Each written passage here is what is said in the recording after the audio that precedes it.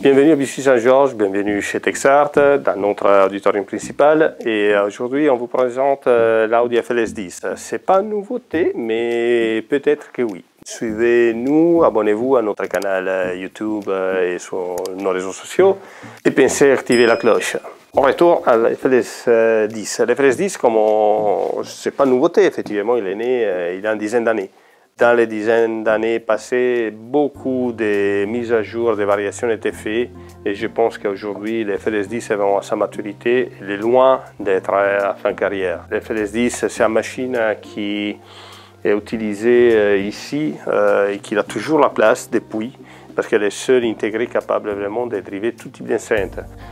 C'est anecdotique, mais Diptyque, les distributeurs des États-Unis de Diptyque utilisent justement l'Audi FLS10 pour piloter les gros panneaux qui sont particulièrement difficiles, ou Magnepan par exemple. Voilà, c'est une autre entreprise qui recommande Audi. En Asie, Audi il a un nommé incroyable, donc effectivement, c'est peut-être qu'il vaut la peine de les découvrir parce que c'est une marque qui est relativement confidentiel, on peut l'avoir, mais il est une marque vraiment avec une relation qualité-prix exceptionnelle. Quelqu'un qui cherche naturel, l'impression de la musique sans fatigue, sans écoute, avec une totale fluidité, je pense à considérer l'appareil parce qu'il est vraiment incroyable.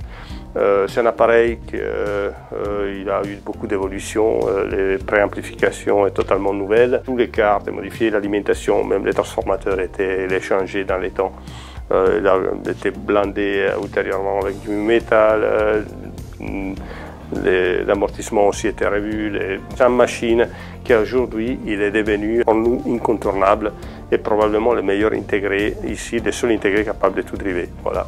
L'esthétique sonore de Audi, c'est toujours dans la vérité, triche pas, c'est vraiment un appareil qui n'est pas froid, il a quand même son côté chaleureux, mais c'est plutôt juste, c'est ce que la musique nous propose. Donc on ne peut pas s'attendre à des colorations, on ne peut pas s'attendre à un son enjolivé ou particulièrement détaillé, extrêmement. Non, il a tout ce que la musique vraiment il a dedans, dans les biens et dans les mauvais. Effectivement, c'est tout la vérité. C'est ça qu'on utilise quand on veut vraiment savoir comment, par exemple, un autre appareil se comporte. Si on veut tester des enceintes, on veut tester en source, on met sûrement une amplification audio et on sait comment c'est la vérité, les caractères de la source ou du diffuseur qu'on est connecté dessus. Et comme on disait, le FLS10, il a puissance largement assez pour driver tous les diffuseurs qui existent dans les commerces. 200 watts, il est super complet à niveau des connectiques, à niveau des fonctionnalités. Actuellement, on peut, par exemple, il peut devenir un tout-en-un pratiquement avec DAC, carte et phono. On peut rajouter des entrées et des sorties, mais ça on verra après quand on regardera derrière de la machine. Venez l'écouter parce qu'il vaut la peine. Intéressant de savoir des Audi et qui est peut-être un peu négligé dans les passés, c'est qu'il y a une machine qui est très sensible à les câblages. Donc nous par exemple, surtout les câbles secteurs, on peut la transformer, on peut la rendre plus pointue et détaillée ou plus ronde simplement avec les câbles secteurs. Les câbles enceintes aussi, il aura son effet, mais jamais comme les câbles secteurs, qui est vraiment très sensible à celui-là. Ici on utilise Aleph parce qu'on trouve que c'est la meilleure relation qualité-prix. Et il est capable de donner vraiment au niveau des sonorités tout ce qu'on cherche. Voici la machine vue de l'arrière, on voit qu'elle est extrêmement complète. Les doubles borniers à niveau des HP font qu'on peut utiliser deux câbles si on fait du bicablage, on n'est pas forcé d'avoir un câble split en deux. Il a 3 entrées analogiques sur RCA, 2 sur XLR, c'est un vrai symétrique et classe A, toute la partie préamplificatrice. Et aussi en partie classant la partie amplificatrice. Les sorties sont symétriques ou asymétriques. Il y a aussi un rec-out pour la platine d'enregistrement si on veut.